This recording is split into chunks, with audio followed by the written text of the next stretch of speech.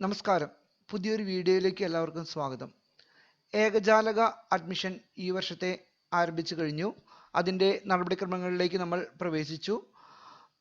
ഏകജാലക അപേക്ഷാ ഫോം നമുക്ക് ജനറൽ എഡ്യൂക്കേഷൻ ഡിപ്പാർട്ട്മെൻറ്റിൻ്റെ വെബ്സൈറ്റിലൂടെയാണ് ചെയ്യേണ്ടത്. ഇതാണ് ജനറൽ എഡ്യൂക്കേഷൻ ഡിപ്പാർട്ട്മെൻറ്റിൻ്റെ ഗേറ്റ് വേ. ഈ ഗേറ്റ് വേയിൽ നമുക്ക് ഹയർ സെക്കൻഡറി അഡ്മിഷനുള്ള ലിങ്കും അതുപോലെ തന്നെ വെക്കേഷണൽ ഹയർ സെക്കൻഡറി അഡ്മിഷനുള്ള ലിങ്കും രണ്ട് ലിങ്കും ഇതിൽ തന്നെ നൽകിയിട്ടുണ്ട്. നമ്മൾ ഹയർ സെക്കൻഡറി അഡ്മിഷനെ കുറിച്ചാണ് ഈ ഒരു വീഡിയോയിലൂടെ നോക്കുന്നത്. അപ്പോൾ നമുക്ക് ഇതിൻ്റെ click four higher secondary admission എന്നൊരു ലിങ്ക് ക്ലിക്ക് ചെയ്യാം. ഈ ഇതാണ് hscap.kerala.gov.in.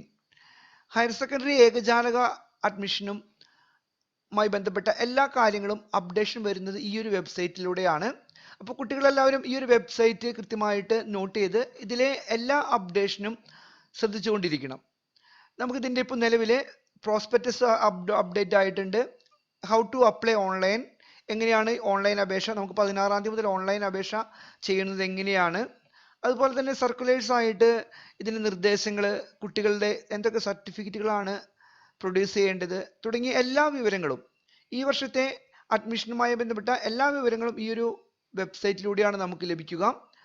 ഇതിൽ അഡ്മിഷൻ്റെ ട്രയൽ അലോട്ട്മെൻറ്റ്, ഫസ്റ്റ് അലോട്ട്മെൻറ്റ്, അങ്ങനെ എല്ലാ കാര്യങ്ങളും നമുക്ക് ഈ ഒരു സൈറ്റിലൂടെ മാത്രമേ ചെയ്യാൻ പറ്റൂ. അപ്പോൾ ഈ സൈറ്റ് ഏറ്റവും പ്രധാനപ്പെട്ടതാണ്. അപ്പോൾ ഈ വർഷം SLC പരീക്ഷ പാസ്സായ എല്ലാ വിദ്യാർത്ഥികളും ഏകജാലകം വഴി അപേക്ഷിക്കുന്നവരെല്ലാം കമ്മ്യൂണിറ്റി കോട്ടയായാലും ഏകജാലകമായാലും ഈ ഒരു വെബ്സൈറ്റിലൂടെയാണ്. ഈ വെബ്സൈറ്റ് പ്രത്യേകം ശ്രദ്ധിക്കുക. നമുക്ക് ആദ്യം അപേക്ഷിക്കുന്നതിന് മുമ്പ് കൃത്യമായിട്ട് പറയുന്നത് പ്രോസ്പെക്ടസ് എന്താണെന്ന് മനസ്സിലാക്കണം. ഏകജാലകത്തിൻ്റെ പ്രോസ്പെക്ടസ് എന്താണെന്ന് മനസ്സിലാക്കിയിട്ട് വേണം അപേക്ഷ സമർപ്പിക്കുന്നതിന്. അപ്പോൾ 16-ാം തീയതിക്ക് അപേക്ഷ കൊടുക്കുന്നതിന് മുമ്പ് നമ്മളിതിൻ്റെ പ്രോസ്പെക്ടസ് കൃത്യമായി പഠിച്ചിരിക്കണം. വരുത്തുന്ന തെറ്റുകൾ, എന്തെങ്കിലും ചെറിയ ചെറിയ തെറ്റുകൾ പോലും വരുത്തിയാൽ പോലും നമ്മുടെ അഡ്മിഷൻ റദ്ദായി പോകാൻ സാധ്യതയുണ്ട്. അതുകൊണ്ട് പ്രോസ്പെക്ടസ് കൃത്യമായിട്ട് നമ്മൾ മനസ്സിലാക്കണം. ഇതിൽ ക്ലിക്ക് ചെയ്ത് നമുക്ക് പ്രോസ്പെക്ടസ്, ഈ വർഷത്തെ പ്രോസ്പെക്ടസിൻ്റെ ജനറൽ ആയിട്ടുള്ള കാര്യങ്ങളെല്ലാം ഈ ഒരു ഇതുവഴി ലഭിക്കും. ഇതെല്ലാ വിദ്യാർത്ഥികളും രക്ഷിതാക്കളും ഇത് കൃത്യമായിട്ട് വായിച്ച് മനസ്സിലാക്കിയിരിക്കണം. നമുക്കിത് ജസ്റ്റ് നോക്കാം.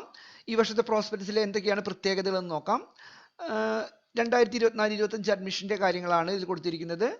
SSLC Kerala syllabus, CBSE, ICSE, THSLC തുടങ്ങിയ സ്കീമുകളിൽ ഔപചാരിക വിദ്യാഭ്യാസത്തിലൂടെ ഫോർമൽ സിസ്റ്റം ഓഫ് എഡ്യൂക്കേഷൻ എന്ന് കൃത്യമായിട്ട് പറഞ്ഞിട്ടുണ്ട്. 200 അക്കാദമിക് ഡേയ്സ് എങ്കിലും പ്രവൃത്തി ദിവസം ഉണ്ടായിരിക്കണം. അതിൽ നിന്ന് മനസ്സിലാവുന്നത്, കൃത്യമായിട്ട് മനസ്സിലാകുന്ന കാര്യവും ഗവൺമെൻറ് ഉദ്ദേശിക്കുന്നതും, ഓപ്പൺ സ്കൂൾ വഴി, നാഷണൽ ഓപ്പൺ സ്കൂളൊക്കെ വഴി പഠിച്ചവർക്ക് ഇതിൽ അപേക്ഷിക്കാൻ പറ്റില്ല. Open school, national open school വഴിയൊക്കെ പഠിച്ച വിദ്യാർത്ഥികൾക്ക് ഏകജാലകത്തിലോ ഈ ഒരു +1 അഡ്മിഷനോ അപേക്ഷിക്കുന്നതിന് സാധ്യമല്ല. SSLCക്ക് തുല്യമായ പരീക്ഷ ഔപചാരിക വിദ്യാഭ്യാസ സമ്പ്രദായത്തിലൂടെ, കൃത്യമായിട്ട് പറഞ്ഞിട്ടുണ്ട്, ഔപചാരിക വിദ്യാഭ്യാസ സമ്പ്രദായത്തിലൂടെ വിജയിച്ചിട്ടുള്ളവർക്ക് അപേക്ഷിക്കാം. മറ്റു സ്റ്റേറ്റുകളിൽ പഠിച്ചവർക്ക് അപേക്ഷിക്കാം. അതിന് ഈക്വലൻസ് സർട്ടിഫിക്കറ്റ് വേണം, മൈഗ്രേഷൻ സർട്ടിഫിക്കറ്റ് വേണം. അതിൻ്റെ കാര്യങ്ങളെല്ലാം കൃത്യമായിട്ട് കൊടുത്തിട്ടുണ്ട്. CBSE ബോർഡ് എക്സാമാണ്, ഇപ്പോൾ എല്ലാം ബോർഡ് എക്സാമാണ്. 2018 മുമ്പാണ് സ്കൂൾ തലത്തിൽ പരീക്ഷയുണ്ടായത്. അവർക്കൊരു മുദ്രപത്രം വയ്ക്കണം, അതിൻ്റെ ഡീറ്റെയിൽസ് അതിൽ കൊടുത്തിട്ടുണ്ട്. അതുപോലെ ഇതിൽ പ്രധാനപ്പെട്ട ഒരു കാര്യം, CBSE പഠിച്ച കുട്ടികൾ ശ്രദ്ധിക്കുക. മാത്സ് സ്റ്റാൻഡേർഡ് പഠിച്ചവർക്ക്, നമുക്ക് ബേസിക് മാത്സും സ്റ്റാൻഡേർഡ് മാത്സും ഉണ്ട്. സ്റ്റാൻഡേർഡ് മാത്സ് പാസ്സായിട്ടുള്ളവർക്ക് മാത്രമേ ഹയർ സെക്കൻഡറി തലത്തിൽ മാത്സ് ഉള്ള സയൻസ് സബ്ജക്റ്റിന് അപേക്ഷിക്കാൻ പറ്റൂ. അപ്പോൾ പ്രത്യേകം ശ്രദ്ധിക്കുക. CBSE കുട്ടികൾക്ക് ബേസിക് മാത്സ് ഉള്ളവർക്ക് സയൻസ് ഉള്ള മാത്സ് കോമ്പിനേഷൻ, മാത്സ് ഇല്ലാത്ത സയൻസ് കോമ്പിനേഷന് തടസ്സമില്ല, മാത്സ് ഉള്ള സയൻസ് കോമ്പിനേഷനുകൾ അപേക്ഷിക്കാൻ സാധിക്കില്ല. ഇതിൻ്റെ പ്രായപരിധി ജൂൺ 1-ന് 15 വയസ്സ് പൂർത്തിയായിരിക്കണം. 20 വയസ്സ് കവിയാൻ പാടില്ല. കേരള പരീക്ഷ പൊതുബോർഡിൽ SLC പരീക്ഷ ജയിക്കുന്ന വിദ്യാർത്ഥി കുറഞ്ഞ പ്രായപരിധിയില്ല. സ്റ്റേറ്റ് ബോർഡ്, നമ്മുടെ സ്റ്റേറ്റ് പഠിക്കുന്നവർക്ക് കുറഞ്ഞ പ്രായപരിധിയില്ല. പക്ഷേ മറ്റ് ബോർഡുകളുടെ പരീക്ഷകൾ ജയിച്ചവർക്ക് കുറഞ്ഞ പ്രായപരിധിയിലും ഉയർന്ന പ്രായപരിധിയിലും ഇളവ് നൽകുന്നതിന് ഹയർ സെക്കൻഡറി റീജിയണൽ ഡെപ്യൂട്ടി ഡയറക്ടർക്കുമാണ് അധികാരമുള്ളത്. ഫിസിക്കലി ഹാൻഡിക്യാപ്ഡ് ആയവർക്ക് 25 വയസ്സ് വരെ അപേക്ഷിക്കാം. അവർക്ക് എക്സംഷൻ ഉണ്ട്, 25 വയസ്സ് വരെയുണ്ട്. അതുപോലെ പട്ടികജാതി പട്ടികവർഗ വിദ്യാർത്ഥികൾക്ക് 2 വർഷം വരെ ഇളവ് അനുവദിക്കുന്നുണ്ട്. ഇനി എങ്ങനെയാണ് അപേക്ഷ സമർപ്പിക്കേണ്ടത്? നമ്മൾ പഠിച്ച സ്കൂളിലോ ഹയർ സെക്കൻഡറിയിലോ ഏത് സ്കൂളിലോ ഇതിന് ഹെൽപ്പ് ഡെസ്ക് ഉണ്ട്. ആ ഹെൽപ്പ് ഡെസ്ക് മുഖേന നമുക്ക് അപേക്ഷിക്കുന്നതിന് സൗകര്യങ്ങൾ ഗവൺമെന്റ് ഒരുക്കിയിട്ടുണ്ട്. അപ്പോൾ ഹെൽപ്പ് ഡെസ്കുമായി ബന്ധപ്പെട്ട് കഴിഞ്ഞാൽ ഇതിന്റെ എല്ലാ കാര്യങ്ങളും എല്ലാ സ്കൂളുകളിലും ഹെൽപ്പ് ഡെസ്ക് കൃത്യമായിട്ട് വർക്ക് ചെയ്യുന്നുണ്ട്. നിങ്ങളുടെ എല്ലാ സംശയങ്ങൾക്കും മറുപടി തരാനും അപേക്ഷിക്കാനും ഒക്കെ ഇത്തരത്തിൽ ഹെൽപ്പ് ഡെസ്ക് വഴി സാധിക്കും. ഇതിൽ പ്രത്യേകം ശ്രദ്ധിക്കുക, മറ്റ് സിലബസ് അതായത് അതേഴ്സ് സ്കീം അതേഴ്സ് അതായത് മറ്റ് സ്റ്റേറ്റുകളിൽ SSLC പഠിച്ച വിദ്യാർത്ഥികൾക്ക് അവർക്ക് തുല്യതാ സർട്ടിഫിക്കറ്റ്, മൈഗ്രേഷൻ സർട്ടിഫിക്കറ്റ് എന്നിവ സ്കാൻ ചെയ്ത് അപ്ലോഡ് ചെയ്യണം. അതായത് കേരളത്തിന് പുറത്ത് SSLC അതായത് സ്റ്റേറ്റിന്റെ ബോർഡ് എക്സാം പാസ്സാവുന്നവർ ഇവിടെ അപേക്ഷിക്കണമെങ്കിൽ SCERTയിൽ നിന്ന് തുല്യതാ സർട്ടിഫിക്കറ്റ് നമ്മൾ അപേക്ഷിക്കണം. മൈഗ്രേഷൻ സർട്ടിഫിക്കറ്റ് ഓൾറെഡി അവിടെ നിന്ന് ലഭിക്കും. നമ്മുടെ SCERTയുടെ തുല്യതാ സർട്ടിഫിക്കറ്റ് നമ്മൾ അപേക്ഷിക്കേണ്ടതാണ്. ഇതിൽ കൃത്യമായിട്ട് HSS റിപ്പോർട്ടറിന്റെ ചാനലിൽ ഈ ഈക്വലൻസി എങ്ങനെയാണ് അപേക്ഷിക്കുക എന്ന് കൊടുത്തിട്ടുണ്ട്. നമുക്ക് SCERTയിൽ 500 രൂപ ഫീസ് അടച്ച് അപേക്ഷിച്ചാൽ തുല്യതാ സർട്ടിഫിക്കറ്റ് ലഭിക്കും. ഗസറ്റഡ് ഓഫീസർ സാക്ഷ്യപ്പെടുത്തിയ മാർക്ക് ലിസ്റ്റിന്റെ പകർപ്പ് ഈ ഒരു അഡ്രസ്സിലേക്ക് അയച്ചു കൊടുത്തു കഴിഞ്ഞിട്ടുണ്ടെങ്കിൽ നമുക്ക് തുല്യതാ സർട്ടിഫിക്കറ്റ് ലഭിക്കും. ഈ തുല്യതാ സർട്ടിഫിക്കറ്റ് ലഭിച്ചാൽ മാത്രമേ അതേ സ്കീമിൽ ഉള്ളവർക്ക് നമുക്ക് ഓൺലൈനിൽ അപേക്ഷിക്കുന്നതിന് ഈ ഒരു ഫയൽ അപ്ലോഡ് ചെയ്യുന്നത് നിർബന്ധമാണ്. ഫയൽ സൈസ് 100 KB തുല്യതാ സർട്ടിഫിക്കറ്റ് 100 KB ആക്കി അപ്ലോഡ് ചെയ്താൽ മാത്രമേ ഇത് അപേക്ഷിക്കാനായിട്ട് സാധിക്കുകയുള്ളൂ. അപ്പോൾ ഇത് പ്രത്യേകം ശ്രദ്ധിക്കുക. അതർ സ്റ്റേറ്റിൽ ബോർഡ് എക്സാം പാസ്സായിട്ടുള്ളവർ ഇവിടെ അപേക്ഷിക്കണമെങ്കിൽ തുല്യതാ സർട്ടിഫിക്കറ്റ് നിർബന്ധമാണ്. അപ്പോൾ അത് പെട്ടെന്ന് തന്നെ തിരുവനന്തപുരത്ത് SCERT ഓഫീസിൽ നിന്ന് കൈവശമാക്കാൻ ശ്രമിക്കുക. അപേക്ഷ എൻ്റർ ചെയ്യുമ്പോൾ അത് കൃത്യമായിട്ട് അപ്ലോഡ് ചെയ്യണം. അതേ സ്കീമിൽ വരുന്നവർ മാത്രം. ഒരു ജില്ലയിൽ ഒന്നിലധികം മെറിറ്റ് സീറ്റിലേക്ക് അപേക്ഷ സമർപ്പിക്കാൻ പാടില്ല. ഒന്നിലധികം ജില്ലകളിലെ ഹയർ സെക്കൻഡറി സ്കൂളുകൾക്ക് അപേക്ഷിക്കാൻ കുഴപ്പമില്ല. അത് ജില്ലയുടെ ബോർഡറിലുള്ളവർക്ക് 2 ജില്ലയിലും അപേക്ഷിക്കുന്നതിന് സാധിക്കും. ഒരു ജില്ലയിൽ ഒരു മെറിറ്റ് അപേക്ഷ മാത്രമേ കൊടുക്കാൻ സാധിക്കുകയുള്ളൂ. പക്ഷേ ഈ മാനേജ്മെന്റ് കമ്മ്യൂണിറ്റി കോട്ട വരുമ്പോൾ നമുക്ക് ശ്രദ്ധിക്കണം, അത് എയ്ഡഡ് സ്കൂളുകളിൽ മാനേജ്മെന്റ് കമ്മ്യൂണിറ്റി കോട്ട, മൈനോറിറ്റി സ്കൂളുകളിൽ കമ്മ്യൂണിറ്റി കോട്ട, അത് അതത് സ്കൂളിൽ പ്രത്യേകം അപേക്ഷ നൽകണം. അത് ഏകജാലകത്തിന്റെ പോലെ ഒറ്റ അപേക്ഷയല്ല. നമ്മൾ ഏതൊക്കെ സ്കൂളിൽ അപേക്ഷിക്കാൻ ആഗ്രഹിക്കുന്നുവോ മാനേജ്മെന്റ് കമ്മ്യൂണിറ്റി കോട്ടയിലുള്ള സീറ്റ് എയ്ഡഡ് സ്കൂളുകളിലാണ്. അത് എയ്ഡഡ് സ്കൂളുകളിൽ ഓരോ സ്കൂളിലും ഓരോ അപേക്ഷയാണ്. അത് ഒരു സ്കൂളിൽ ഒരു അപേക്ഷ കൊടുത്താൽ ആ സ്കൂളിലോട്ട് മാത്രമേ പരിഗണിക്കൂ. ഏകജാലകം അങ്ങനെയല്ല. ഒരു റവന്യൂ ജില്ല, ഒരു ജില്ലയിൽ എല്ലാ സ്കൂളിലേക്കും ഒറ്റ അപേക്ഷ മാത്രം മതി. പ്രത്യേകം ശ്രദ്ധിക്കുക ആ ഒരു കാര്യം. കമ്മ്യൂണിറ്റി കോട്ട അതത് മാനേജ്മെന്റ് കോട്ടയിലുള്ള സീറ്റുകളാണ്. അത് അതത് സ്കൂളുകളിൽ നിന്നും പ്രത്യേകമായി ലഭിക്കുന്ന അപേക്ഷ ഫോം വാങ്ങി പൂരിപ്പിച്ച് അതത് സ്കൂളിൽ തന്നെ നൽകേണ്ടതാണ്. പലരും ഇത് ശ്രദ്ധിക്കാറില്ല. കമ്മ്യൂണിറ്റി കോട്ട അഡ്മിഷൻ ഓരോ സ്കൂളിലും നമുക്ക് എയ്ഡഡ് മാനേജ്മെന്റ് മൈനോറിറ്റി ഉള്ള സ്കൂളുകളിൽ, കമ്മ്യൂണിറ്റി കോട്ട നിലവിലുള്ള സ്കൂളുകളിൽ അവിടെ നിന്ന് ഫോം വാങ്ങി അവിടെ തന്നെ നൽകണം. അപ്പോൾ അതിന് പ്രത്യേക ഫോം ആ സ്കൂളിൽ നിന്ന് ലഭിക്കും. അത് പൂരിപ്പിച്ച് അവിടെ നൽകേണ്ടതാണ്. ഇതിൽ പിന്നോക്ക എയ്ഡഡ് ഹയർ സെക്കൻഡറി സ്കൂളുകളിലാണ് ഈ ഒരു കമ്മ്യൂണിറ്റി കോട്ട സീറ്റുകളുള്ളത്. അത് അതത് സമുദായങ്ങളിലുള്ളവർക്ക് മാത്രമാണ്. പിന്നോക്ക എയ്ഡഡ് ഹയർ സെക്കൻഡറി സ്കൂളുകൾ ന്യൂനപക്ഷം, ഈ 2 മാനേജ്മെന്റ് സ്കൂളുകളിൽ കമ്മ്യൂണിറ്റി കോട്ട നിലവിലുണ്ട്. അത് അതത് സമുദായത്തിലുള്ള വിദ്യാർത്ഥികൾക്ക് മാത്രമാണ്. ആ സമുദായം തെളിയിക്കുന്നതിന് SSLC സർട്ടിഫിക്കറ്റിലെ സമുദായ വിവരം മതിയാവുന്നതാണ്. SSLC സർട്ടിഫിക്കറ്റിൽ നിന്ന് വ്യത്യസ്തമാണെങ്കിൽ റവന്യൂ അധികാരികൾ നൽകുന്ന സർട്ടിഫിക്കറ്റ് വേണം. അപ്പോൾ അത് പ്രത്യേകം ശ്രദ്ധിക്കുക. കമ്മ്യൂണിറ്റി കോട്ട അപേക്ഷിക്കുന്നതിന് അതത് സ്കൂളുകളിൽ അപേക്ഷ പ്രത്യേകം നൽകണം. ഓരോ സ്കൂളുകളിലും പ്രത്യേകം നൽകണം. പൂർണ്ണമായും മെറിറ്റ് അടിസ്ഥാനത്തിൽ ഗവൺമെന്റ് തയ്യാറാക്കുന്ന സോഫ്റ്റ്വെയർ ഉപയോഗിച്ച് റാങ്ക് ലിസ്റ്റ് തയ്യാറാക്കി മെറിറ്റിൽ മാത്രമേ കമ്മ്യൂണിറ്റി കോട്ട അഡ്മിഷൻ ലഭിക്കൂ. പ്യുവർ മെറിറ്റ് അടിസ്ഥാനത്തിൽ നടക്കുന്ന ഒരു സംവിധാനമാണ്. അതുകൊണ്ട് അർഹതയുള്ളവർ ഇത് അപേക്ഷിക്കുന്നതിന് പ്രത്യേകം ശ്രദ്ധിക്കുക. ഓരോ സ്കൂളിലും പ്രത്യേകം അപേക്ഷ നൽകേണ്ടതാണ്. അൺഎയ്ഡഡ് സ്കൂളിൽ പ്രവേശനം ആഗ്രഹിക്കുന്നവർക്ക് അതിനുള്ള സംവിധാനം ഓൺലൈൻ അല്ല, പക്ഷേ അത് എങ്ങനെയൊക്കെയാണെന്ന് ഇതിൽ കൃത്യമായിട്ട് കൊടുത്തിട്ടുണ്ട്. അതിൻ്റെ ടൈം ഷെഡ്യൂളും കൊടുത്തിട്ടുണ്ട്. അതിലും മെറിറ്റും സംവരണവും ഒക്കെ ഉണ്ട്. അത് കൃത്യമായി നോക്കി അൺഎയ്ഡഡ് സ്കൂളിൽ അഡ്മിഷൻ ആഗ്രഹിക്കുന്നവർ അത് ഏകജാലകം വഴിയല്ല, അത് പ്രത്യേകമായിട്ടാണ് അപ്പോൾ അതത് സ്കൂളിൽ തന്നെ അന്വേഷിക്കണം. അൺഎയ്ഡഡ് സ്കൂളിൽ പോയി അന്വേഷിക്കണം. അതിൽ പ്രവേശനത്തിന്റെ കാര്യങ്ങളെല്ലാം ഈ പ്രോസ്പെക്ടസിൽ കൃത്യമായിട്ട് കൊടുത്തിട്ടുണ്ട്. റെസിഡൻഷ്യൽ സ്കൂളിൽ ഈ വർഷം ഒരു വ്യത്യാസം വന്നിട്ടുണ്ട്. മോഡൽ റെസിഡൻഷ്യൽ ഹയർ സെക്കൻഡറി സ്കൂളുകളിൽ ഈ വർഷം മുതൽ ഏകജാലക സംവിധാനത്തിലൂടെ ആയിരിക്കും പ്രസ്തുത സ്കൂളിലേക്ക് ഒറ്റ അപേക്ഷ ഓൺലൈനായി സമർപ്പിക്കണം. അത് ഈ വർഷത്തെ ഒരു പ്രത്യേകതയാണ്. ഇത് അഡ്മിഷൻ കമ്മിറ്റി, ഇത് സ്കൂളുമായി ബന്ധപ്പെട്ട കാര്യങ്ങളാണ്. അഡ്മിഷൻ കമ്മിറ്റി ഉണ്ടാവും. ഹെൽപ്പ് ഡെസ്കുകൾ എല്ലാ സ്കൂളുകളിലും, ഹൈസ്കൂളുകളിലും ഹയർ സെക്കൻഡറി സ്കൂളുകളിലും 16-ാം തീയതി മുതൽ എല്ലാ ദിവസവും ഹെൽപ്പ് ഡെസ്ക്, അപേക്ഷ സമർപ്പിക്കുന്ന അവസാന ദിവസം വരെ ഹെൽപ്പ് ഡെസ്കിന്റെ സേവനം ഉണ്ടായിരിക്കും.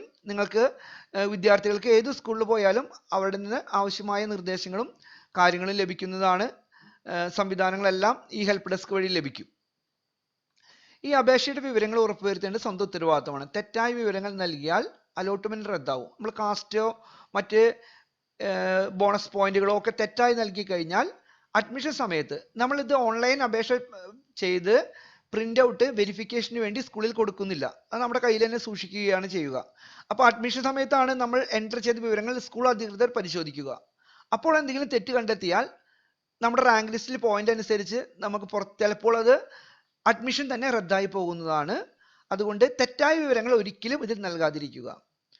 ട്രയൽ അലോട്ട്മെന്റ് പ്രത്യേകം നമ്മൾ ഈ ട്രയൽ അലോട്ട്മെന്റ് ശ്രദ്ധിക്കണം. നമുക്ക് എന്തെങ്കിലും തെറ്റുകൾ തിരുത്താനുണ്ടെങ്കിൽ അത് ട്രയൽ അലോട്ട്മെന്റിലാണ് സാധിക്കുക. ഇതിന് ശേഷം അപേക്ഷ കൊടുത്തതിന് ശേഷം ട്രയൽ അലോട്ട്മെന്റിന് ശേഷം നമുക്ക് ഓപ്ഷനുകൾ മാറ്റാം. എല്ലാ കാര്യങ്ങളിലും ഈ സമയത്ത് ചെയ്യാം. അപ്പം എല്ലാവരും നിർബന്ധമായും ഈ HSCAP സൈറ്റിൽ ട്രയൽ അലോട്ട്മെന്റ് കൃത്യമായിട്ട് പരിശോധിക്കണം. ഇപ്രാവശ്യം നമുക്ക് 3 അലോട്ട്മെന്റ്, മുൻ വർഷത്തേതുപോലെ 3 അലോട്ട്മെന്റ് ആദ്യഘട്ടത്തിലുണ്ട്. അതിനുശേഷം സപ്ലിമെന്ററി അലോട്ട്മെന്റ് ഉണ്ട്. അപ്പോൾ ആദ്യഘട്ടത്തിൽ സീറ്റ് കിട്ടാത്തവർക്ക് മാത്രമേ സപ്ലിമെന്ററി ഘട്ടത്തിൽ പുതുക്കാനായിട്ട് സാധിക്കുകയുള്ളൂ.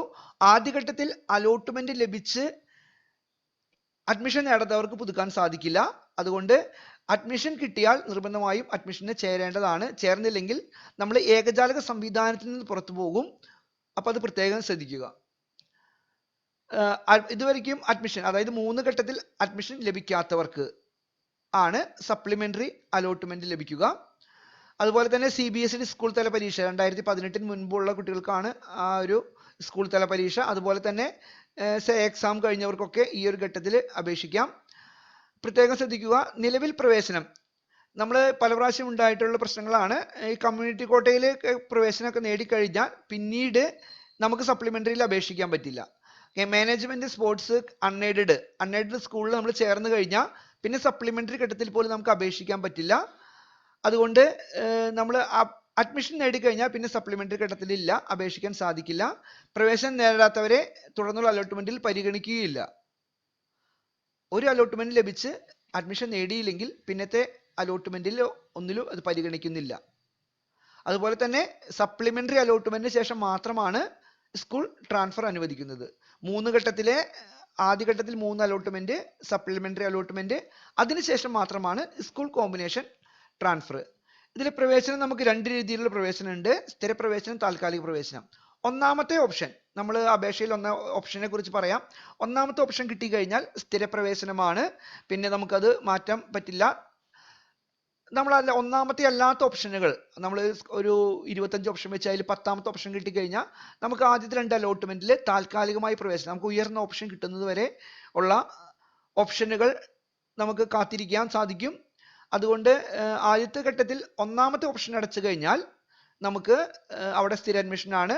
അല്ല നമുക്ക് 5ാമത്തെ ഓപ്ഷനാണ് കിട്ടിയത്, നമുക്ക് ആ സ്കൂൾ തന്നെ മതിയെങ്കിൽ നമ്മുടെ ഓപ്ഷനുകളൊക്കെ നമുക്കിവിടെ റദ്ദാക്കി കളഞ്ഞ് അവിടെ തന്നെ സ്ഥിര അഡ്മിഷൻ എടുക്കാൻ സാധിക്കും. അതുപോലെ തന്നെ സെലക്റ്റീവ് ആയിട്ട് നമുക്കിപ്പോൾ 8ാമത്തെ സ്കൂളിലാണ് ആദ്യത്തെ അലോട്ട്മെന്റ് കിട്ടിയത്. നമുക്ക് മുകളിലുള്ള 2 സ്കൂൾ വേണ്ടെങ്കിൽ ആ 2 സ്കൂൾ സെലക്റ്റീവ് ഹയർ ഓപ്ഷൻ ആയിട്ട് അതും നമുക്ക് ഒഴിവാക്കാനായിട്ട് സാധിക്കും. അതുപോലെ തന്നെ പ്രവേശനത്തിന് നമ്മൾ എന്തൊക്കെ രേഖകളോ കൊടുത്തത് അതിൻ്റെയൊക്കെ രേഖകൾ അഡ്മിഷന് ഹാജരാക്കേണ്ടതാണ്. ഓരോ അഡ്മിഷനും കഴിഞ്ഞാൽ അതിൻ്റെ ഡാറ്റ എൻട്രി കൃത്യമായിട്ട് നമ്മൾ സൈറ്റിൽ കഴിഞ്ഞതിന് ശേഷം അഡ്മിഷൻ നേടിയ വിദ്യാർത്ഥികളുടെ വിവരം നമ്മുടെ HSCAP സൈറ്റിൽ കാണാവുന്നതാണ്. ഒന്നിൽ കൂടുതൽ ജില്ലകളിൽ അപേക്ഷിക്കുന്ന രീതിയിൽ, അതായത് ജില്ലയുടെ ബോർഡറുകളുള്ളവർക്ക് 2 ജില്ലയിൽ അപേക്ഷിക്കാം, അല്ലാത്തവർക്കും അപേക്ഷിക്കാം. അപ്പോൾ എങ്ങനെയാണ് അതിൻ്റെ അഡ്മിഷൻ നേടേണ്ടത് എന്ന രീതിയിൽ കൃത്യമായിട്ട് ഇതിൽ കൊടുത്തിട്ടുണ്ട്. അപേക്ഷിച്ച ജില്ലകളിൽ അതിൻ്റെ ഡീറ്റെയിൽസ്, ഒരു ജില്ലയിലെ പ്രവേശനം നേടണം, മറ്റ് ജില്ലയിലെ ഓപ്ഷനുകൾ തനിയെ റദ്ദായി പോകുന്ന രീതിയിലുണ്ട്. അതെല്ലാ കാര്യം കൃത്യമായിട്ട് ഇതിൽ കൊടുത്തിട്ടുണ്ട്. 2 ജില്ലകളിൽ അപേക്ഷിച്ചാൽ അഡ്മിഷൻ എങ്ങനെ നേടണം എന്നുള്ളത് കൃത്യമായിട്ട് ഇത് വായിച്ചു നോക്കിയാൽ മനസ്സിലാവും. അതുപോലെ തന്നെ ബോണസ് പോയിന്റ് നമുക്ക് അഡ്മിഷൻ സമയത്ത് ഗ്രേഡ് പോയിന്റിനൊപ്പം കൂട്ടുന്ന പോയിന്റുകളാണ് ബോണസ് പോയിന്റുകൾ. അപ്പോൾ ബോണസ് പോയിന്റ് ഒരു കുട്ടിക്ക് മാക്സിമം 10 ബോണസ് പോയിന്റ് വരെ ഈ വർഷം ലഭിക്കും.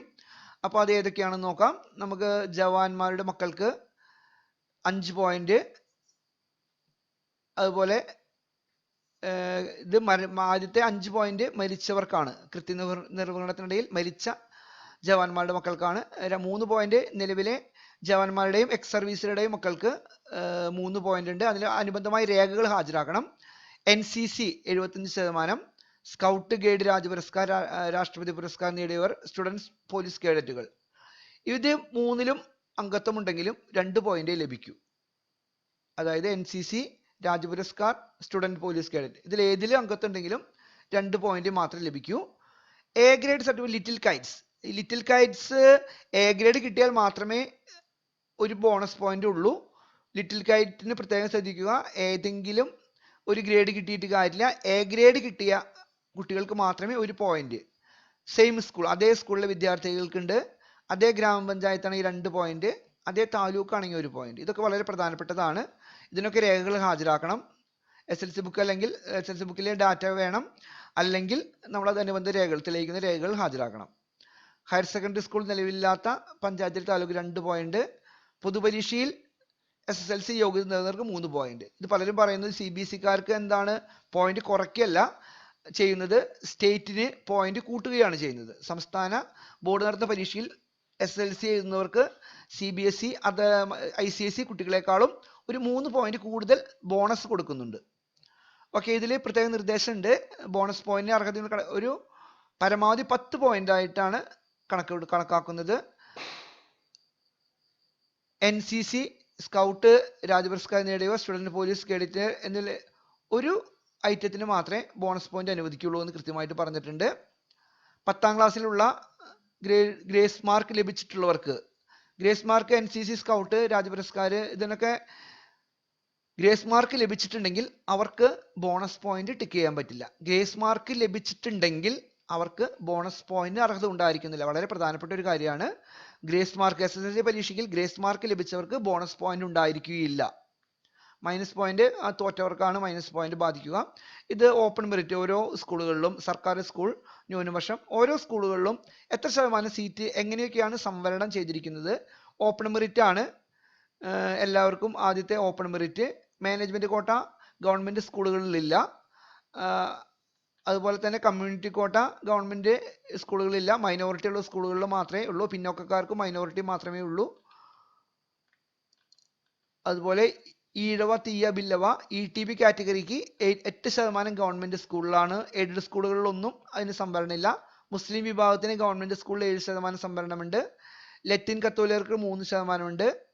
OB X 1%, അത് ഗവൺമെന്റ് സ്കൂളുകളിൽ മാത്രമാണുള്ളത്. ധീവര DV കാറ്റഗറി വരുമ്പോൾ 2%, വിശ്വകർമ്മ 2%, കുടുംബി 1%, കുശവൻ അനുബന്ധ വിഭാഗങ്ങൾ 1%, മറ്റു പിന്നോക്ക സമുദായങ്ങൾക്ക് 3%. പട്ടികജാതി വിഭാഗത്തിനുള്ള സംവരണം ഗവൺമെന്റ് എയ്ഡഡ്, അൺഎയ്ഡഡ് എല്ലാ സ്കൂളുകളിലും ഒരുപോലെയാണ് കൊടുത്തിരിക്കുന്നത്. അതുപോലെ പട്ടികവർഗത്തിനുള്ള സംവരണവും ഗവൺമെന്റ് എയ്ഡഡ്, അൺഎയ്ഡഡ് എല്ലാ സ്കൂളുകളിലും 8% കൃത്യമായിട്ട് തന്നെ കൊടുത്തിട്ടുണ്ട്. അതുപോലെ തന്നെ പ്രത്യേകം EWS മുന്നോക്കക്കാരിലെ പിന്നോക്കക്കാർക്ക് ഗവൺമെന്റ് സ്കൂളുകളിൽ 10% സീറ്റ് ഉണ്ട്. അത് എയ്ഡഡ് സ്കൂളുകളിലോ അൺഎയ്ഡഡ് സ്കൂളിലോ ഇല്ല.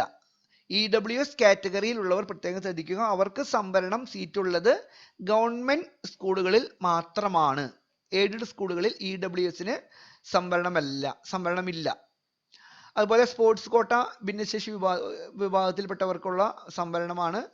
സ്പോർട്സ് കോട്ടയ്ക്ക് 5% ഗവൺമെന്റ് സ്കൂളിൽ, എയ്ഡഡ് സ്കൂളുകളിലും ഒക്കെ 5% തന്നെയാണ്. അൺഎയ്ഡഡിൽ ഇല്ല. ഭിന്നശേഷി ഓപ്പൺ മെറിറ്റിന് 3%, അത് ഗവൺമെന്റ്, എയ്ഡഡ് മൈനോറിറ്റി എല്ലാത്തിലും 3% തന്നെയാണ്. അപ്പൊ ഇതിൽ സമുദായം തെളിയിക്കുന്നതിന് SLC സർട്ടിഫിക്കറ്റിലെ സമുദായ വിവരം മതിയാവുന്നതാണ്. SLC സർട്ടിഫിക്കറ്റ് വിഭിന്നമായ സമുദായമാണെങ്കിൽ റവന്യൂ അധികാരികൾ സർട്ടിഫിക്കറ്റ് നൽകേണ്ടതാണ്. ഈ പട്ടികജാതി പട്ടികവർഗ സംവരണ സീറ്റിലേക്ക് അപേക്ഷകരില്ലെങ്കിൽ അത് ആദ്യം കൊടുക്കുന്നത് OECക്കാണ്. മതിയായ അപേക്ഷകരില്ലെങ്കിൽ ആദ്യം അത് സംവരണം OEC വിഭാഗത്തിനാണ്. OEC ഇല്ലെങ്കിൽ ആണ് അത് പൊതു മെറിറ്റ് സീറ്റിൽ പരിഗണിച്ച് OBC, ഈഴവ, മുസ്ലിം, ലത്തീൻ അങ്ങനെ ആ കാറ്റഗറിക്കാണ് അടുത്ത ഘട്ടത്തിൽ കൊടുക്കുക. എന്നിട്ടും ബാക്കി വന്നാൽ മാത്രമേ ജനറൽ കാറ്റഗറിക്ക് SC/ST സംവരണ സീറ്റുകൾ മാറുകയുള്ളൂ. അത് പ്രത്യേകം ശ്രദ്ധിക്കുക. ഭിന്നശേഷി കാര്യത്തിൽ പ്രത്യേകം ശ്രദ്ധിക്കുക. അവർക്ക് 40% വൈകല്യം നിർബന്ധമാണ്. മെഡിക്കൽ ബോർഡ് സർട്ടിഫിക്കറ്റ് നിർബന്ധമാണ്. ബന്ധപ്പെട്ട റിസോഴ്സ് അധ്യാപകരുടെ അഭിപ്രായം ആരാഞ്ഞതിന് ശേഷം അവർക്ക് ചെയ്യാൻ പറ്റുന്ന, അപേക്ഷിച്ച് പഠിക്കാൻ പറ്റുന്ന കോഴ്സ് ഏതാണെന്ന് IEDC റിസോഴ്സ് അധ്യാപകനോ ഹെൽപ്പ് ഡെസ്കിലോ അന്വേഷിച്ച് ആ കോഴ്സുകൾക്ക് അപേക്ഷിക്കാനായിട്ട് പ്രത്യേകം ശ്രദ്ധിക്കുക. അവർക്ക് അത് പഠിച്ച് ചെയ്യാൻ പറ്റാവുന്ന കാര്യങ്ങൾ എല്ലാം ഏതാണെന്ന് ഹെൽപ്പ് ഡെസ്കിലോ IEDC റിസോഴ്സ് അധ്യാപകനെയോ ഇത് സ്കൂളിൽ കണക്ട് ചെയ്ത് കഴിഞ്ഞാൽ അവർ അത് പറഞ്ഞു തരും. എങ്ങനെയൊക്കെയാണ് അവർ അപേക്ഷിക്കേണ്ടത് എന്നുള്ള കാര്യങ്ങൾ. അവരുടെ നിർദ്ദേശങ്ങൾക്കനുസരിച്ച് ഭിന്നശേഷിയുള്ള വിദ്യാർത്ഥികൾ മെഡിക്കൽ ബോർഡ് സർട്ടിഫിക്കറ്റ് 40% ഉള്ളവർ അപേക്ഷിക്കാൻ പ്രത്യേകം ശ്രദ്ധിക്കുക. EWS കുട്ടികൾ വെറുതെ നമ്മൾ EWS എഴുതി അതിൽ വെറുതെ ഒരു വരുമാനം എഴുതിയിട്ട് കാര്യമില്ല. അപേക്ഷ റിജക്ട് ചെയ്ത് പോകും. കൃത്യമായി വില്ലേജ് ഓഫീസിൽ നിന്ന് ഇത് അനുമതി നൽകിയിട്ടുള്ള സർട്ടിഫിക്കറ്റുകൾ കൃത്യമായി വാങ്ങേണ്ടതാണ്. അനക്സർ 1 ആൻഡ് അനക്സർ 3 കൃത്യമായിട്ട് അതിന്റെ നിർദ്ദേശങ്ങൾ കൊടുത്തിട്ടുണ്ട്. ആ സർട്ടിഫിക്കറ്റിലുള്ള വരുമാനം തന്നെ ഇതിൽ കൊടുക്കാനായിട്ട് ശ്രദ്ധിക്കുക. EWS സർട്ടിഫിക്കറ്റ് നിർബന്ധമായും വില്ലേജിൽ നിന്ന് വാങ്ങണം. EWS ആനുകൂല്യം അവകാശപ്പെടുന്നവർ ഇത് അപേക്ഷിക്കുന്നതിന് മുൻപ് തന്നെ EWS വാങ്ങണം. EWS കിട്ടുമെന്ന് പറഞ്ഞ് ഇതിൽ EWS ടിക്ക് ചെയ്യാൻ പറ്റില്ല. EWS സർട്ടിഫിക്കറ്റ് കിട്ടിയാൽ മാത്രം ഇതിൽ EWS ആനുകൂല്യത്തിന് അപേക്ഷിക്കാൻ ശ്രദ്ധിക്കുക. അടുത്ത സ്പോർട്സ് കോട്ടയിൽ അപേക്ഷയാണ്. സ്പോർട്സ് കോട്ടയിൽ അഡ്മിഷൻ നമുക്ക് അറിയാം, മുൻവർഷങ്ങളിലേതുപോലെ തന്നെയാണ്. നമ്മൾ ആദ്യം ചെയ്യേണ്ടത് സ്പോർട്സിന്റെ മികവ് എല്ലാ സർട്ടിഫിക്കറ്റുകളും, സ്പോർട്സ് നമുക്ക് സബ് ജില്ലാ തലം മുതൽ കിട്ടിയ എല്ലാ സർട്ടിഫിക്കറ്റുകളും നമുക്ക് ഓൺലൈനായിട്ട് എൻ്റർ ചെയ്യാം. മികവ് രജിസ്ട്രേഷൻ വരും. അതിന്റെ ഡേറ്റുകളൊക്കെ നമ്മൾ താഴെ പറയാം. അത് രജിസ്റ്റർ ചെയ്തതിന് ശേഷം ജില്ലാ സ്പോർട്സ് അധികാരികൾ ഓരോ വിദ്യാർത്ഥിയുടെയും സർട്ടിഫിക്കറ്റ് ഓൺലൈൻ സംവിധാനത്തിൽ വെരിഫൈ ചെയ്യുമ്പോൾ സ്കോർ കാർഡ് ലഭിക്കും. ആ സ്കോർ കാർഡ് വെച്ചിട്ടാണ് രണ്ടാം ഘട്ടത്തിൽ കുട്ടികൾക്ക് അപേക്ഷിക്കേണ്ടത്. അപ്പോൾ സ്പോർട്സ് കോട്ടയിൽ അപേക്ഷിക്കുന്നവർ ആദ്യം ഏകജാലത്തിന് സാധാരണ പോലെ അപേക്ഷിക്കാം. അതിനുശേഷം സ്പോർട്സിന്റെ രജിസ്ട്രേഷൻ നടത്തി ജില്ലാ സ്പോർട്സ് കൗൺസിലിൽ നിന്ന് അവരുടെ മികവ് സർട്ടിഫിക്കറ്റ് വെരിഫിക്കേഷൻ കഴിഞ്ഞതിന് ശേഷം സ്കോർ കാർഡ് ലഭിക്കും. ആ സ്കോർ കാർഡ് വെച്ചിട്ട് വീണ്ടും സ്പോർട്സ് കോട്ടയിൽ അപേക്ഷിക്കേണ്ടതാണ്. സ്പോർട്സ് കോട്ടയിൽ സീറ്റ് ബാക്കിയുണ്ടെങ്കിൽ ഏകജാലക സംവിധാനത്തിലേക്ക് ജനറൽ കാറ്റഗറിയിലേക്ക് അത് മാറ്റാവുന്നതാണ്. കേന്ദ്രീകൃത പ്രവേശന രജിസ്ട്രി ഇത് കൃത്യമായിട്ട് സ്കൂളിൽ നിന്ന് ചെയ്യേണ്ട കാര്യങ്ങളാണ്.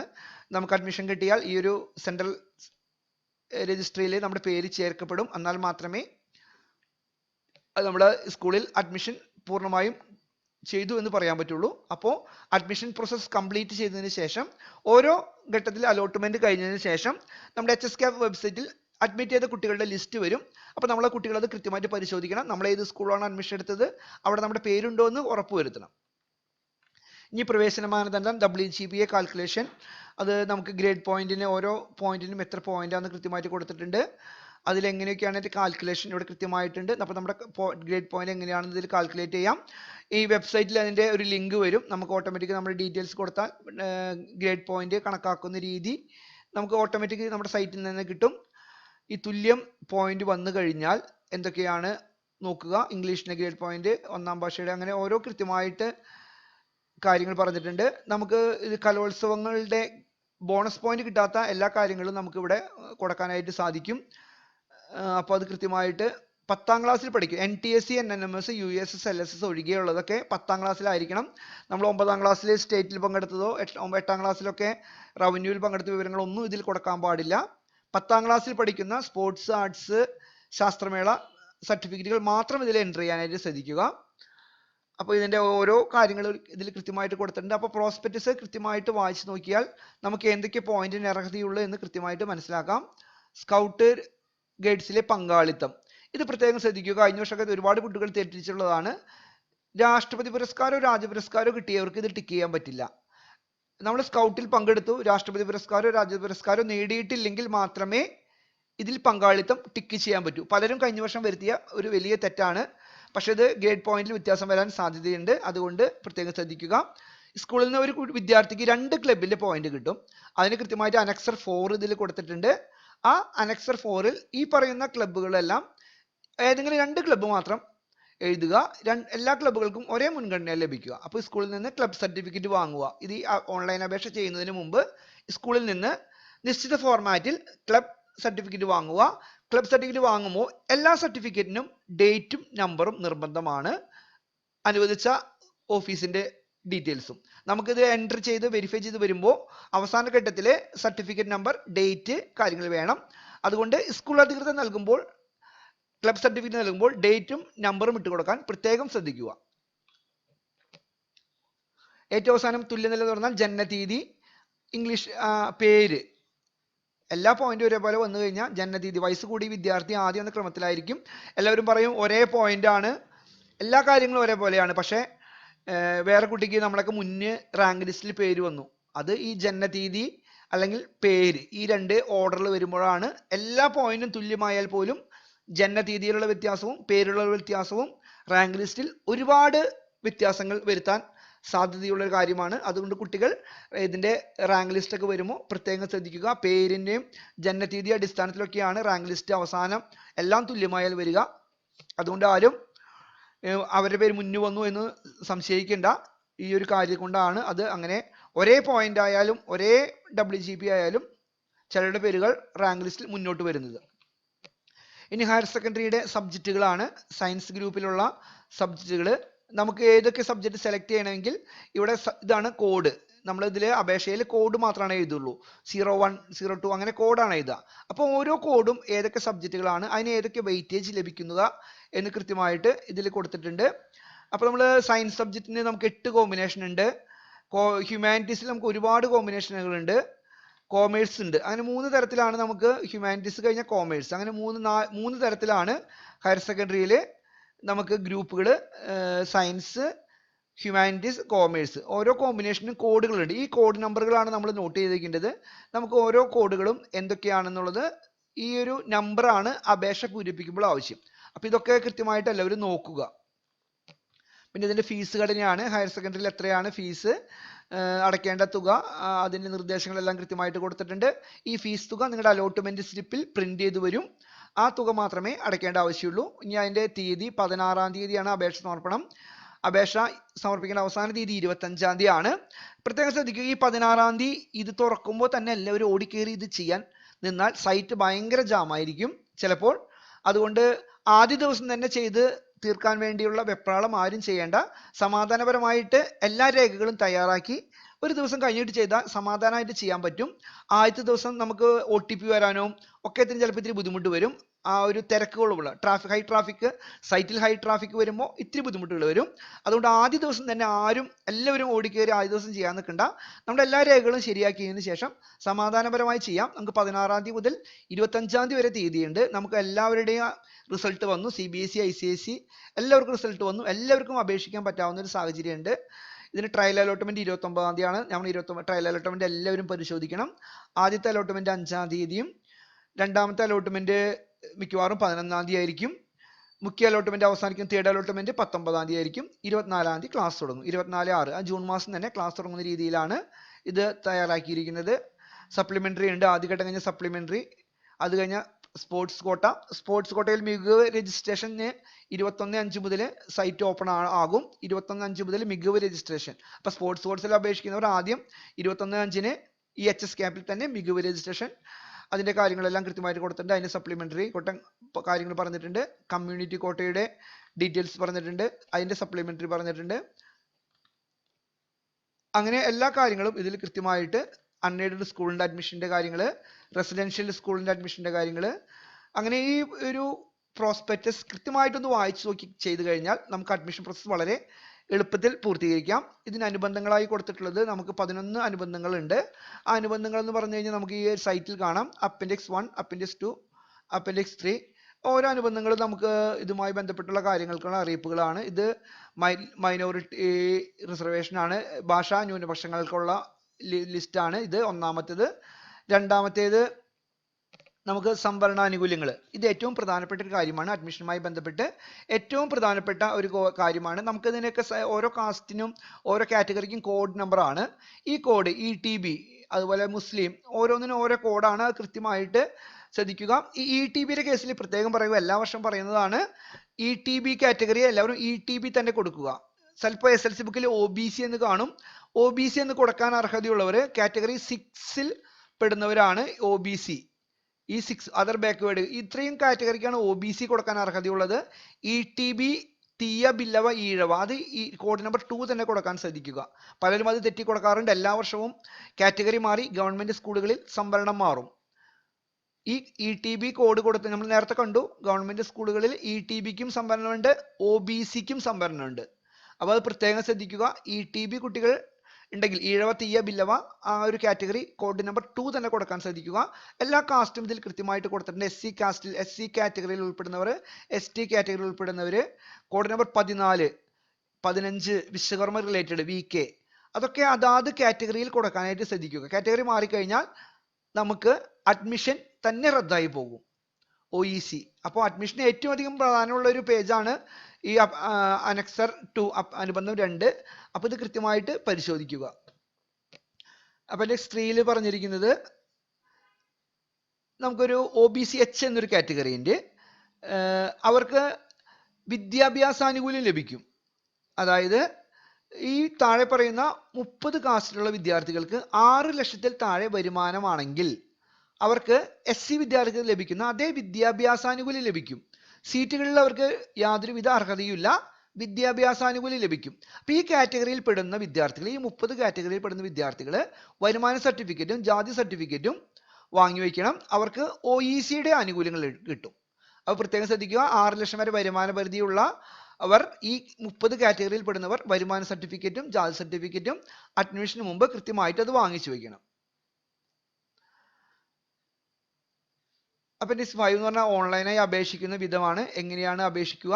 ഇതിൽ പ്രത്യേകം ശ്രദ്ധിക്കുക, നമ്മൾ ഈ വർഷം SLC പരീക്ഷ പാസ്സായിട്ടുള്ള എല്ലാവരും കൊടുക്കേണ്ടത് 1 ആണ്, സ്കീം 1 ആണ്. അതായത് കേരള ഗവൺമെന്റിന്റെ പൊതുപരീക്ഷ പാസ്സായിട്ടുള്ള എല്ലാവരും 1 തന്നെയാണ് കൊടുക്കേണ്ടത്. SLC ഗ്രേഡിംഗ് സ്കീം, അതായത് കഴിഞ്ഞ വർഷം പരീക്ഷ എഴുതി 2007 മുതൽ കഴിഞ്ഞ വർഷം വരെ എഴുതിയവരൊക്കെ 002 ആണ്, TCLC 03 ആണ്, CBC 04 ആണ്, ICC 5 ആണ്. ഈ SLC IED കഴിഞ്ഞ വർഷം ഒരുപാട് വിദ്യാർത്ഥികളുടെ അഡ്മിഷൻ റദ്ദായി പോകുന്നതിന് സാഹചര്യം ഒരുക്കിയ ഒരു സംഭവമാണ് ഈ SLC IED. നമ്മൾ നേരത്തെ പറഞ്ഞ ഭിന്നശേഷിയുള്ള വിദ്യാർത്ഥികൾക്ക് 40% ഭിന്നശേഷിയുള്ള വിദ്യാർത്ഥികൾക്ക് സംവരണമുണ്ട്. ആ സംവരണം അവർ സ്റ്റേറ്റ് പൊതു സിലബസിൽ പഠിച്ചവർക്ക് 01, അവരുടെ കോഡ് 01 തന്നെ കൊടുക്കണം. SLC IED പൊതു സിലബസിൽ പഠിച്ച വിദ്യാർത്ഥികൾക്ക് ഒരിക്കലും കൊടുക്കരുത്. കഴിഞ്ഞ വർഷം ഒരുപാട് തെറ്റിദ്ധാരണ വന്ന് ഒരുപാട് പേർക്ക് പറ്റിപ്പോയൊരു സംഭവമാണ് SLC IED 06. പൊതുവിദ്യാഭ്യാസ വകുപ്പിന്റെ പൊതു സ്കൂളുകളിൽ പഠിച്ച വിദ്യാർത്ഥികൾക്ക് ഭിന്നശേഷിയുടെ ആനുകൂല്യം ഉണ്ടെങ്കിലും അവരുടെ SLC കാറ്റഗറി 01 തന്നെയായിരിക്കും. ഒരിക്കലും 06 അവർക്ക് കൊടുക്കരുത്. 06 എന്ന് പറഞ്ഞ SLC IED സ്പെഷ്യൽ സ്കൂളുകളാണ്. IED സ്പെഷ്യൽ സ്കൂളിൽ പഠിച്ചവർക്ക് മാത്രമാണ് അത് വളരെ അപൂർവമേ ഉള്ളൂ. അപ്പോൾ പൊതു സിലബസിൽ പൊതു സ്കൂളിൽ പഠിച്ച വിദ്യാർത്ഥികൾക്ക് IED ആണെങ്കിൽ കൂടി SLC ഗ്രേഡിംഗ് സ്കീം 01 തന്നെ കൊടുക്കണം. കഴിഞ്ഞ വർഷം ഒരുപാട് പേര് തെറ്റിച്ച ഒരു സംഭവമാണ് ഈ ഒരു സംഭവം. അതുപോലെ കാറ്റഗറി 01 ജനറലാണ്. 02 നാം നേരത്തെ പറഞ്ഞു, 70 ബില്ലവ അവരുടെ SLC ബുക്കിൽ OBC ആയാലും അവർ 02 കാറ്റഗറിയാണ് വരിക. അപ്പോൾ ഈ ഒരു കാറ്റഗറിയിൽ തെറ്റിപ്പോയാൽ നമ്മുടെ അഡ്മിഷൻ അവിടെ റദ്ദായി പോകും. അതുകൊണ്ട് പ്രത്യേകം ശ്രദ്ധിക്കുക, അഡ്മിഷൻ്റെ സമയത്ത് ഈ ഒരു കാര്യം, കാസ്റ്റിൻ്റെ കാര്യം കൃത്യമായിട്ട് ചെക്ക് ചെയ്യുക. എന്തൊക്കെയാണ് ചെയ്യേണ്ടതെന്ന് കൃത്യമായിട്ട് ഇവിടെ പറഞ്ഞിട്ടുണ്ട്. കോമ്പിനേഷൻ കോഡ് എങ്ങനെയാണെന്ന് പറഞ്ഞിട്ടുണ്ട്, എങ്ങനെയൊക്കെയാണ് ക്രമീകരിക്കുക എന്ന് പറഞ്ഞിട്ടുണ്ട്. അപ്പോൾ അത് കഴിഞ്ഞ് തൊട്ട് താഴെ നമ്മുടെ ജില്ല, നമ്മൾ ഏത് ജില്ലയിലാണെങ്കിൽ ആ ജില്ല ക്ലിക്ക് ചെയ്ത് കഴിഞ്ഞാൽ അതുമായി ബന്ധപ്പെട്ടുള്ള നമുക്ക് അപ്പൻഡിക്സുകൾ ഇതിൽ കിട്ടും. 06 നമ്മുടെ ജില്ലയിലത്തെ താലൂക്കിന്റെ കോഡാണ്. ഈ താലൂക്കിനൊക്കെ പോയിന്റ് ഉണ്ട്. നമ്മുടെ താലൂക്ക് ഏതാണ് അതിന്റെ ഒരു കോഡ് നമ്പർ എടുത്തു വെച്ചാൽ അപേക്ഷ പൂരിപ്പിക്കുമ്പോൾ നമുക്ക് വളരെ എളുപ്പമാണ്. അതുപോലെ അപ്പൻഡിക്സ് 7 എന്ന് പറഞ്ഞു കഴിഞ്ഞാൽ നമ്മുടെ ജില്ലയിലെ, അപ്പോൾ ഏത് ജില്ലയിൽ നമ്മൾ സെലക്ട് ചെയ്തു ആ ജില്ലയിലെ സ്കൂളുകളുടെ കോമ്പിനേഷൻ കോഡുകളാണ്. നമ്മൾ നേരത്തെ പറഞ്ഞ കോഡ് 1, 10, 36 ഈ കോഡുകൾ മാത്രമേ നമുക്ക് എൻ്റർ ചെയ്യണ്ടൂ. ഇവിടെ കൊടുത്തത് സെക്കൻഡ് ലാംഗ്വേജ് ആണ്. ആ സ്കൂളുകളിലുള്ള സെക്കൻഡ് ലാംഗ്വേജ് 1, 2, 4. ഈ 1, 2, 4 എന്ന് പറഞ്ഞാൽ ഇവിടെ താഴെ കൊടുത്തിട്ടുണ്ട് ഏതൊക്കെയാണെന്ന്. സെക്കൻഡ് ലാംഗ്വേജ് 1 മലയാളം, 2 ഹിന്ദി, 3 അറബി, 4 സംസ്കൃതം, 6 ഉറുദു. അപ്പോൾ ഇതിൽ സെക്കൻഡ് ലാംഗ്വേജ് കൊടുത്തിരിക്കുന്ന ഓരോ സ്കൂളുകളിലും ഉള്ള സെക്കൻഡ് ലാംഗ്വേജുകളാണ് കൊടുത്തിരിക്കുന്നത്. അതുപോലെ തന്നെ കോഴ്സ് കോഡ് ഓരോ സ്കൂളുകളിലും നമുക്ക് അപേക്ഷ പൂരിപ്പിക്കുമ്പോൾ ഓരോ സ്കൂളിലെയും കോഡ് സെലക്ട് ചെയ്യണമെങ്കിൽ നമുക്ക് ഈ സ്കൂൾ നോക്കി ഒരു പേപ്പറിൽ എഴുതി അപേക്ഷ ഫോമിൽ എഴുതി വെച്ച് കഴിഞ്ഞാൽ നമുക്ക് വളരെ എളുപ്പത്തിൽ അത് പൂരിപ്പിക്കാനായിട്ട് സാധിക്കും. ഇത് അഡീഷണൽ ബാച്ച് ഉള്ള സ്കൂളുകളുടെ ലിസ്റ്റ് ആണ്. അതുപോലെ ഇത് അപ്പൻഡിക്സ് 9 ഈ അണ്ടർടേക്ക് 2018 മുമ്പ് CBSE പഠിച്ച കുട്ടികൾക്ക് ആവശ്യമുള്ളതാണ്. 2018 മുമ്പ് CBSE പഠിച്ച കുട്ടികൾക്ക് ഇത് ആവശ്യമുണ്ട്. അപ്പൻഡിക്സ് 10 എന്ന് പറഞ്ഞ് നമ്മൾ നേരത്തെ പറഞ്ഞു ഈ ഒരു ഉത്തരവാണ്, ഭിന്നശേഷി EWSന്റെ ഉത്തരവാണ്. EWSന്റെ ഉത്തരവ് പ്രകാരമുള്ള കാര്യങ്ങളെല്ലാം കൃത്യമായിട്ട് ഇതിൽ വരുമാന പരിധിയും കാര്യങ്ങളെല്ലാം കൊടുത്തിട്ടുണ്ട്. EWSന്റെ ഉത്തരവ് ഇതാണ്, ഇവിടെയാണ് കൊടുത്തിട്ടുള്ളത്. അടുത്തത് കൊടുത്തിരിക്കുന്നത് അപ്പൻഡിക്സ് 11 കൊടുത്തിരിക്കുന്നത് ഇതുമായി ബന്ധപ്പെട്ട് വില്ലേജിൽ നിന്ന് വാങ്ങുന്ന ഫോർമാറ്റ് ആണ്. ഇതേ ഫോർമാറ്റിൽ തന്നെ വില്ലേജ് ഓഫീസിൽ നിന്ന് വാങ്ങണം. നിങ്ങൾക്ക് ഏതാണോ അനക്സർ 1 ആണോ അനക്സർ 2 ആണോ വില്ലേജ് ഓഫീസിൽ നിങ്ങൾക്ക് അർഹതയുള്ളത് എന്ന് നോക്കി കൃത്യമായിട്ട് ഈ ഒരു ഫോർമാറ്റിൽ തന്നെ EWS വാങ്ങാനായിട്ട് പ്രത്യേകം ശ്രദ്ധിക്കുക. ഇത്രയുമാണ് പ്രോസ്പെക്ടസിൽ നമ്മൾ പറഞ്ഞിട്ടുള്ള പ്രധാനപ്പെട്ട കാര്യങ്ങൾ. ഇനി അതുപോലെ തന്നെ നമുക്ക് ഇതിൽ കൊടുത്തിരിക്കുന്ന മറ്റു കാര്യങ്ങൾ കൂടി നോക്കാം. നമ്മൾ അപേക്ഷ ഫോം നമുക്ക് ഇതിൽ കിട്ടും. അപ്പൻഡിക്സ് 8 ആപ്ലിക്കേഷൻ ഫോം ഏറ്റവും പ്രധാനപ്പെട്ട ഒരു കാര്യമാണ്. നമ്മൾ ഈ ഒരു ഫോം ഇതിൽ നിന്ന് ഡൗൺലോഡ് ചെയ്ത് എടുത്തു കഴിഞ്ഞാൽ ഇത് പൂരിപ്പിക്കാം. നമുക്ക് മാനുവലായിട്ട് നമ്മുടെ അപേക്ഷ ഫോമിന്റെ അതേ ഫോർമാറ്റിൽ ഗവൺമെന്റ് തയ്യാറാക്കിയിട്ടുള്ളതാണ്. അപ്പോൾ ഈ ഒരു ഫോം നമുക്ക് പ്രിന്റ് എടുത്ത് ഇതിലെല്ലാ വിവരങ്ങളും ആധാർ നമ്പർ ആവശ്യമുള്ള കാര്യങ്ങളെല്ലാം കൃത്യമായിട്ട് നമുക്ക് ഇതിൽ പൂരിപ്പിച്ച് കഴിഞ്ഞാൽ നമുക്ക് കൃത്യമായിട്ട് എൻ്റർ ചെയ്യാനായിട്ട് വളരെ എളുപ്പമായിരിക്കും. ഇങ്ങനെ ഒരു ഫോം പൂരിപ്പിച്ച് വെച്ച് കഴിഞ്ഞാൽ എൻ്റർ ചെയ്യാനായിട്ട് വളരെ എളുപ്പമായിരിക്കും. ഇതിൽ 50 ഓപ്ഷൻ വരെ കൊടുക്കാനുള്ള സംവിധാനം കൊടുത്തിട്ടുണ്ട്. സ്കൂൾ കോഡ് ഓപ്ഷൻ നമ്മൾ നേരത്തെ പറഞ്ഞു, നേരത്തെ പ്രോസ്പെക്ടസിൽ കാണിച്ചു തന്നു. നമുക്കിവിടെ സ്കൂൾ കോഡും ഓപ്ഷനും മാത്രമേ എൻ്റർ ചെയ്യാനുള്ള പ്രൊവിഷൻ ഉള്ളൂ. അപ്പോൾ അതുകൊണ്ട് ഏതൊക്കെ കോഡാണെന്ന് കൃത്യമായിട്ട് ആ പ്രോസ്പെക്ടസ് നോക്കി മനസ്സിലാക്കി കൃത്യമായിട്ട് എഴുതുക. ഈ ഒരു സ്കൂൾ കോഡ് എഴുതുമ്പോൾ പ്രത്യേകം ശ്രദ്ധിക്കുക. നമുക്ക് കോഴ്സ് ആണ് താല്പര്യമെങ്കിൽ കോഴ്സിന്റെ അടിസ്ഥാനത്തിൽ തന്നെ എഴുതുക. പലരും വരുത്തുന്ന ഒരു പ്രശ്നമാണ് ഈ കോഴ്സിന്റെ അടിസ്ഥാനത്തിൽ എഴുതിയില്ലെങ്കിൽ ഇത് വളരെ ബുദ്ധിമുട്ടാണ്. അതായത് ചിലർ എഴുതും ഒരു സ്കൂൾ എഴുതി ആ സ്കൂളിലത്തെ 4 ഓപ്ഷൻ എഴുതും. അപ്പോൾ ആ സ്കൂളിൽ 4ാമത്തെ ഓപ്ഷൻ കിട്ടിക്കഴിഞ്ഞാൽ അതിന് താഴെയുള്ള 5 മുതലുള്ള എല്ലാ ഓപ്ഷനും കഴിഞ്ഞു. ആദ്യത്തെ അലോട്ട്മെന്റിൽ തന്നെ നമുക്ക് നമ്മുടെ സ്കൂളിൽ 4 ഓപ്ഷനാണ്. ആ 4 ഓപ്ഷൻ സ്കൂൾ എഴുതി വെച്ചു. അപ്പോൾ 4ാമത്തെ ഓപ്ഷൻ കിട്ടിക്കഴിഞ്ഞാൽ തൊട്ട് താഴെയുള്ള എല്ലാ ഓപ്ഷനും പോകും. അപ്പം നമുക്ക് സയൻസ് ആണ്, ബയോളജി സയൻസ് ആണ് ആവശ്യമെങ്കിൽ നമുക്ക് ബയോളജി സയൻസ് പോകാൻ പറ്റാവുന്ന സ്കൂളുകൾ ആദ്യം ബയോളജിയുടെ ഓർഡറിൽ എഴുതുക. പിന്നെ നമുക്ക് അടുത്തത് ഓപ്ഷൻ ഏതാണ് താല്പര്യമെങ്കിൽ ആ കമ്പ്യൂട്ടർ എഴുതുക. കമ്പ്യൂട്ടർ ഏതാണെങ്കിൽ നമ്മുടെ താല്പര്യത്തിനനുസരിച്ച് നമുക്ക് പോകാവുന്ന സ്കൂളുകൾ കൃത്യമായിട്ട് എഴുതുക. ഇനിയല്ല നമുക്ക് സ്കൂളാണ് താല്പര്യമെങ്കിൽ ആ സ്കൂളിന്റെ ഓർഡറിൽ എഴുതുക. അങ്ങനെ എഴുതുമ്പോൾ പറ്റുന്ന ഒരു പ്രശ്നം എന്താണെന്ന് വെച്ചാൽ നമ്മൾ 4 സ്കൂൾ എഴുതി 4ാമത്തെ സ്കൂളിൽ ഓപ്ഷൻ കിട്ടിക്കഴിഞ്ഞാൽ തൊട്ടടിയിലുള്ള എല്ലാ ഓപ്ഷനും പിന്നെ ഉണ്ടാവില്ല, അലോട്ട്മെന്റ് റദ്ദ്. അല്ലെങ്കിൽ നമുക്ക് താഴെ നിന്ന് ഓപ്ഷനുകൾ മുകളിലേക്ക് കയറി പോകാനുള്ള ഒരു അവസരം അഡ്മിഷൻ സമയത്ത് ലഭിക്കും, അല്ലെങ്കിൽ ആ ഒരു അവസരം നഷ്ടപ്പെടുകയാണ് ചെയ്യുക. ഇത്രയുമാണ് അപേക്ഷയുമായി ബന്ധപ്പെട്ട് ശ്രദ്ധിക്കാനുള്ള പ്രധാനപ്പെട്ട കാര്യങ്ങൾ. അടുത്ത വീഡിയോയിലൂടെ നമ്മൾ അപേക്ഷിക്കുമ്പോൾ ചെയ്യേണ്ട കാര്യങ്ങളെക്കുറിച്ചുള്ള കാര്യങ്ങൾ പറയാം. Okay, thank you.